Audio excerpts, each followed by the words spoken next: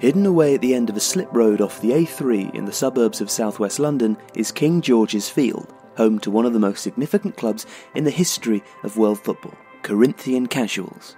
Today, Corinthian Casuals are the leading amateur club in English football, plying their trade in the otherwise semi-professional Bostik Premier League, the 7th tier of English football. Yet they can lay claim to a heritage as impressive as almost any team in the land. The club in its modern guise was formed in 1939 as the result of a merger between two grand old amateur clubs, Corinthian FC and Casuals FC, and it was the first of those famous teams that were often credited with popularising football around the world. The Corinthians were founded in the late 1800s, specifically with the England national team in mind. The FA suits were tired of seeing Scotland get the better of their team, and after noting that many of the Scottish internationals were taken from one particular side, Queen's Park, they set about starting a team that could act as a launching pad for the England national side. In September 1882, an administrator called Nicholas Lane Jackson, known as Pa to his players, gathered the best footballers in his contacts book in a small room on the 3rd floor of number 28 Paternoster Row, under gaslight in the shadow of St Paul's Cathedral. The plan worked, and it wasn't long before England were handing out trouncings to Scotland on a regular basis. In fact, in those early days, the Corinthians provided the entire England 11 for 2 international matches in 1894 and 1895. The Corinthian team didn't believe in professionalism or entering league and cup competitions, but they often played the FA Cup winners in a forerunner of the Community Shield, and they were the most popular opponents when the top professional teams were looking to bring the crowds through the gate. In a sense, they were the first global superstars of football. In 1904, for example, the Corinthians defeated Manchester United 11-3 in an exhibition match in Leyton, East London, which remains the Red Devils' record defeat.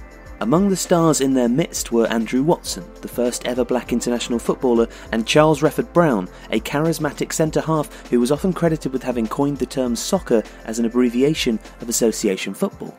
Corinthians played with a stylish swagger, so much so that Real Madrid decided to adopt the white jersey in their honour.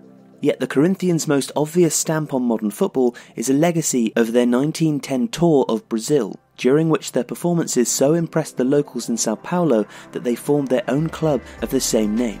Corinthians Paulista went on to become one of the best supported and most successful clubs in Brazilian football, winning the World Club Championship as recently as 2012.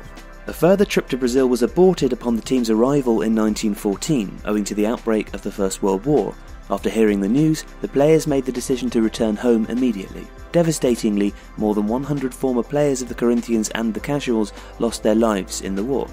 In 1939, the Corinthians merged with the Casuals FC to form Corinthian Casuals, wearing the pink and chocolate shirts of the Casuals. They reached the FA Amateur Cup final in 1956 with England cricket star Mickey Stewart among their number, but lost at Wembley. By 1988, they had a permanent home in Tolworth and celebrated the occasion by finally returning to Brazil, where they faced a Corinthians legend side featuring Brazilian greats Rivelino and Socrates. Indeed, Socrates played for both sides, pulling on the English club's jersey midway through the second half, in a moment that's gone down in Corinthian folklore. They visited Brazil again in 2001 and in 2015 finally played the Corinthians Paulista first team in front of tens of thousands at the new Arena Corinthians. It was a symbol of the rejuvenation of the Corinthian Casuals, who've gone from strength to strength in recent years, achieving promotion to the Bostik Premier League this season, the highest level the club has reached. If you make your way to King George's Field these days, you will most likely find Brazilian fans making the pilgrimage to cheer on the English amateurs who inspired the founding of their club.